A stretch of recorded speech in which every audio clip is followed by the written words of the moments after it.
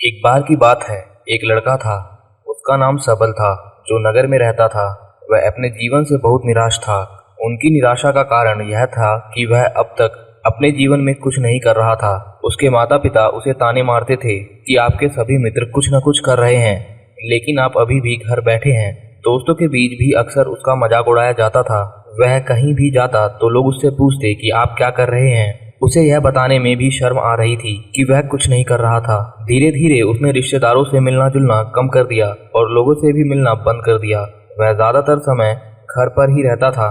वह अकेले रोता था और भगवान को कोसता था और अपनी किस्मत को दोष देता था। अब उसे अपना जीवन बोझ लगने लगा था। कभी वह सोचता कि कब वह कुछ करने के योग्य बनेगा और फिर सोचता कि जिंदा रहने से अच्छा मर जाना है। एक दिन वह अपने नगर की एक गली से गुजर रहा था। तभी उसने देखा कि एक उपदेशक दुख और परेशानियों पर उपदेश दे रहे हैं। वह भी उसी भीड़ में सबसे पीछे बैठ गया और गुरु के प्रवचन को सुनने लगा। उपदेशक कह रहा था, दुख एक शिक्षक की तरह है जो हमें जीवन की सच्चाई दिखाता है और हमें जीने का सही तरीका सिखाता है। आप चाहें तो जिंदगी जीना भी सीख सकते हैं। गुरुजी उपदेश दे रहे थे कि तुम चाहो तो कुछ भी हासिल कर सकते हो और अगर चाहो तो कोने में बैठकर रो सकते हो। इन सभी बातों को सबल ध्यान से सुन रहा था, लेकिन गुरु की यह बातें उसे पसंद नहीं आई। उसने खड़े होकर कहा, कुछ भी सिखाने से दुख दूर नहीं होता, इसमें केवल दर्द होता है। दुख की पीड़ा अनंत है। ऐसा लगता है इसके बाद कुछ होने वाला नहीं है, इससे कुछ भी फर्क नहीं पड़ता, इसके सामने तो मौत भी छोटी लगती है। गुरुजी ने कहा, फिर तुम्हारा दुख क्या है? सबल ने उनके सामने अपनी सारी व्यथा सुनाई और पूछा, मेरे दुख का कोई उपाय है तुम्हारे पास? यह सुनकर गुरुजी मुस्कुराए और बोले, तुम उस दिन मेरे पास आओ जब आपके जीवन में वास्तविक दर्द हो। मैं आपकी समस्या का समाधान अवश्य करूंगा। यह कहकर गुरु वहां से चले गए। सबल ने सोचा, कहीं मेरा दुख नकली तो नहीं? क्या मैं जिस दर्द से गुजर रहा हूँ वह नकली है? मेरा दुख कोई नहीं समझ सकता। जब माँ बाप नहीं समझे तो गुरु क्या समझेगा? अपने दुखों से व्यवस्थित होकर सबल ने फैसला लिया कि अब वह कुछ करेगा। सबल ने एक छोटा व्यवसाय शुरू किया, पर उसे सफलता नहीं मिल रही थी। लेकिन उसके घर वाले पूछते हैं कि क्या वह कुछ कोशिश कर रहा है। वह अपने व्यवसाय में लगा रहा और धीरे धीरे उसे सफलता मिलने लगी। फिर उसने गति पकड़ी और केवल 3 साल के अंदर ही वह एक बड़ा बिजनेसमैन बन गया। अब सबल के पास ऐसे कई लोग थे जो उसकी परवाह करते थे, जो उससे प्यार करते थे। अब उसके परिवार के सदस्य भी उसकी तारीफ करते नहीं थकते थे। दिन पे दिन उसके मित्रों की संख्या बढ़ती जा रही थी। अब वह अपनी जिंदगी से बहुत खुश था।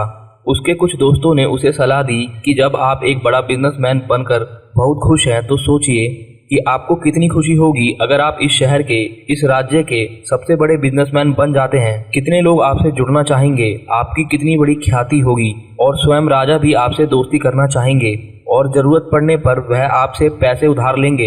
दोस्तों की यह बात सबल के मन में घर कर गई। अब वह और पैसे कमाने की कोशिश करने लगा, लेकिन उसे यह सब बहुत ही जल्दी चाहिए था। वह समय बर्बाद नहीं करना चाहता था। वह अपना अधिकांश समय इन चीजों को प्राप्त करने में लगाने लगा, इसलिए वह ऐसे काम करने लगा जो सही नहीं था। उसने बड़ा उधार लेना शुरू कर दिया और अधिक मुनाफा कमाने की लालच में अपने काम में मिलावट करने लगा। उसने अन्य व्यापारियों के खिलाफ भी साजिश रची और उन्हें डराया धमकाया। जैसा उसके दोस्त कहते थे वैसा ही करता था। वह इन तरीकों से ज्यादा पैसा कमा रहा था, पर अब उसके जीवन में पहले जैसा चैन न था। उसके मन की शांति गायब हो गई थी। वह रात को सो नहीं पाता था। वह हंगामे में रहता था। वह सब कुछ पाकर भी उसे किसी चीज में सुख नहीं मिल रहा था। एक दिन सबल अपनी गाड़ी में कहीं जा रहा था।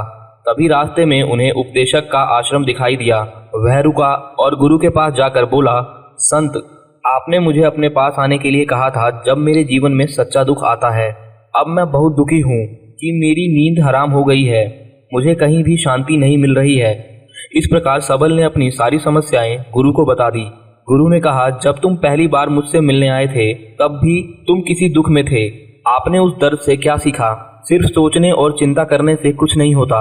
अपनी दृष्टि को सच करने के लिए कार्य करना पड़ता है और सिर्फ काम करने से कुछ नहीं होता, परिणाम भी मिलना चाहिए। जब आपको लगता है कि आपका लक्ष्य हासिल नहीं होने वाला, तब राह में चाहे कितनी भी मुश्किलें आ जाएं, मन कितना भी निराश क्यों न हो, कितना भी लगता हो कि अब कुछ नहीं होने वाला है, तब भी विश्वास करें कि मैं जो भी कर रहा हूँ उसमें अवश्य सफल होऊंगा, क्योंकि लोग केवल सफल लोगों का सम्मान करते हैं। कोई कितना भी अच्छा क्यों न हो, वह हमेशा लोगों की नज़रों में बोझ बने रहते हैं। यह सब सुनकर गुरुजी मुस्कुराए और बोले, जब आपके पास यह सब है तो यह वास्तविक दुख नहीं है। आपके जीवन में जब वास्तविक दुख आए तब मेरे पास आओ, मैं उसे ठीक कर दूंगा। सबल ने जाते समय गुरुजी को सोने के सिक्कों से भरा घड़ा भेंट किया। घड़े को देखकर गुरु ने कहा कि यह मेरे किसी काम का नहीं है, उसे पेड़ के नीचे गड्ढा खोदकर गाड़ दो। सबल ने घड़े को पेड़ के नीचे दबा दिया जैसा कि गुरु ने कहा था और वह वहां से चला गया। कुछ दिनों से कारोबार ठीक चल रहा था, लेकिन व्यापार के गलत तरीके के कारण धीरे धीरे उसे व्यापार में घाटा होने लगा। उसकी सारी दौलत धीरे धीरे खत्म होने लगी और एक दिन ऐसा भी आया जब उसके पास कुछ भी नहीं बचा और उस पर कर्ज का बोझ चढ़ गया। परंतु वह निश्चिंत था क्योंकि उसने अपना सारा कर्ज अपने दोस्तों से लिया था। उसने सोचा कि उसके दोस्त बुरे वक्त में उसके साथ खड़े रहेंगे, लेकिन ऐसा कुछ नहीं हुआ। जैसे ही बुरा वक्त आया तो दोस्त पहले उससे कर्ज मांगने लगे और अगर उसने कर्ज नहीं लौटाया तो उन्होंने उसे जान से मारने की धमकी भी दी। उसके सभी शुभचिंतक और प्रियजन उससे दूर हो गए। उसके दोस्त जो उसके साथ मस्ती किया करते थे अब उससे दूर भाग रहे थे। उसका परिवार उसकी गलतियां और कमियां गिनने लगा। उसकी सारी संपत्ति नीलाम कर दी गई और उसके पास कुछ भी नहीं बचा। जब उसने अपने पिता से मदद मांगी, पिता ने कहा, मेरे पास थोड़ी सी संपत्ति है, मैं तुम्हारी माँ को क्या कहूँगा। अगर मैं तुम्हें दे दूं, यह संपत्ति हमारा अंतिम उपाय है। सबल के मन में गहरा दुख छा गया। उसके आसपास कोई नहीं था जो उसके दुख को समझ सके। लोगों के इस विश्वासघात के कारण वह अंदर से टूट चुका था। वह सोचने लगा कि अब जीने का क्या मतलब है, अब मौत ही मेरा सहारा है। इसलिए वह आत्महत्या करने के लिए पहाड़ी पर जा रहा था। तब उसे याद आया कि उसे गुरुजी ने कहा था, मेरे पास आना जब तुम्हारे जीवन में वास्तविक दुख हो। सबल गुरु के पास गया और अपनी सारी व्यथा सुनाई।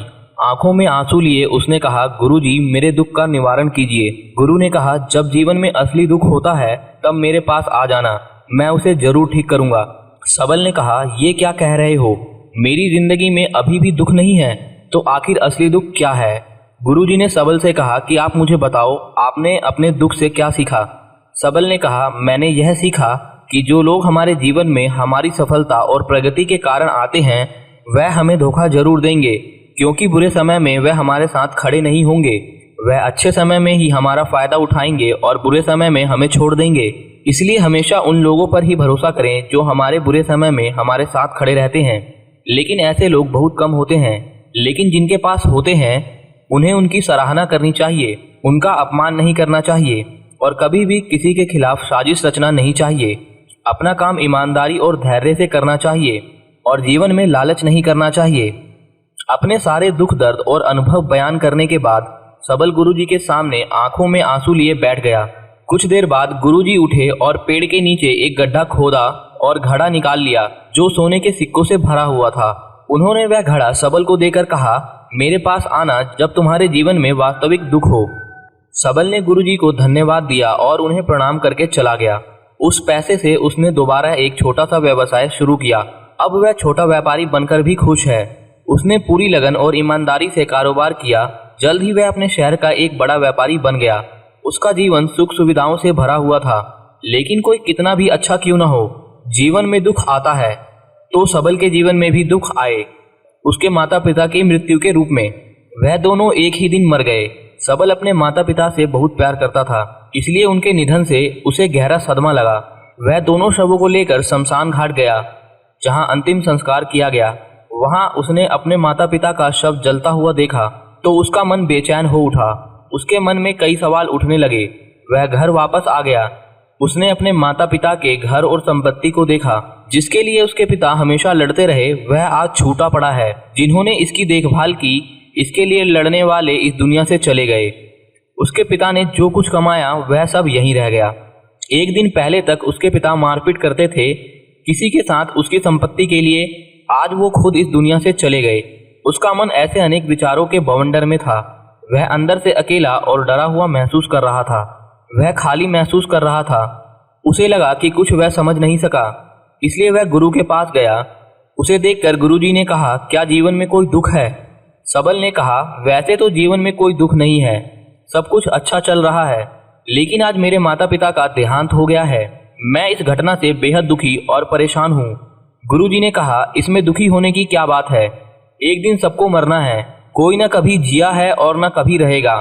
एक दिन तुझे भी मरना है, शायद तुम कल ही मर जाओ या आज भी मर सकते हो। सबल ने कहा, क्या कह रहे हो गुरुजी, मैं अभी मर जाऊंगा? लेकिन मैं अभी जवान हूँ। गुरु ने कहा, सब जी रहे हैं इस भ्रम में कि मृत्यु केवल दूसरों को आती है, बड़ों के पास ही आती है, लेकिन जवान और बूढ़े मर जाते हैं, बच्चे मर जाते हैं। मौत का उम्र से कोई लेना देना नहीं है, यह सभी को प्रभावित करता है। गुरुजी की यह बातें सबल के मन में घर कर गई और वह चुपचाप चला गया। लेकिन उसका मन अभी भी बेचैन था। वह सारा दिन अपने बारे में ही सोचता रहा कि वह कौन है, वह इस दुनिया में क्यों आया है, क्या जीवन का लक्ष्य केवल चीजों को खाना और मरना है? ऐसे कई सवाल उसके दिमाग में लगातार उठ रहे थे, लेकिन उसे अपने किसी भी सवाल का जवाब नहीं मिल रहा था। उसका दुख दिन ब दिन बढ़ता जा रहा था। इसलिए कुछ दिन बाद वह फिर से गुरुजी के पास पहुंचा और बोला, गुरुजी, मैं बहुत दुखी हूँ क्योंकि मैं यह नहीं जान पा रहा हूँ कि मैं कौन हूँ और मैं इस दुनिया में क्यों आया। यह सुनकर गुरुजी मुस्कुराए और बोले, आज आपके जीवन में पहली बार सच्चा दुख उत्पन्न हो गया है। यह वास्तव में दुख कहलाने के लायक है। हम नहीं जानते कि हम कौन हैं, हम क्यों आए हैं, क्या करें, कैसे करना है। सबल ने अपने गुरु से कहा, उसकी दुर्दशा दूर करो। गुरु ने कहा कि हम सभी इंसान हैं, जीवन भर संग्रह करते रहते हैं। सबल ने कहा, सभी इंसान जीवन भर धन, सम्मान, परिवार, प्रतिष्ठा, मित्र, शत्रु आदि जमा करता है। तब गुरु ने पूछा, क्या हम एकत्रित की गई चीजों में से कुछ भी अपने साथ ले जा सकते हैं? सबल ने कहा, कोई भी इंसान अपने साथ कुछ भी नहीं ले जा सकता, वह सिर्फ अकेला ही जाता है। मेरे माता पिता भी अपने साथ कुछ भी नहीं लेकर गए, सब कुछ, धन संपत्ति, वैभव सब यहाँ छोड़कर गए। गुरुजी ने कहा, अब मेरी बात ध्यान से सुनो। इस संसार में हमें जो संग्रह करना चाहिए वह हम नहीं करते। चीजें हमारे सामने होती हैं, लेकिन हम उन्हें देखने की कोशिश नहीं करते। हमें इस दुनिया में जो कुछ भी इकट्ठा करना है वह हम खुद हैं। हमें खुद को जुटाना होगा ताकि जब हम मरे तो हम एकजुट हो सकें। हम प्यार, नफरत, गुस्सा, ईर्ष्या में बटे हुए हैं। क्रूरता, धन, स्थिति, प्रतिष्ठा, सम्मान, पहचान, धर्म, जाति, सैकड़ों हजारों ऐसी चीजें और इच्छाओं में हम विभाजित हैं और टुकड़ों में जीवन जी रहे हैं। इस विभाजन के कारण हमारी चेतना कभी एक नहीं हो सकती। हमारी चेतना शक्ति बिखरी हुई है। इतनी ऊर्जा नहीं है कि हम मुड़ सकते हैं और अपने भीतर देख सकते हैं। वास्तव में धन, सम्मान और सुविधा का अभाव, लोग इसे दुख समझते हैं और जीवन भर के लिए दुख कहकर रोते रहते हैं। दोस्तों, मैं उम्मीद करता हूँ कि इस कहानी से आपको बहुत कुछ सीखने को मिला होगा और अगर ये कहानी आपको पसंद आई है तो वीडियो को लाइक जरूर कर दीजिएगा और चैनल को सब्सक्राइब करना मत भूलिएगा। धन्यवाद।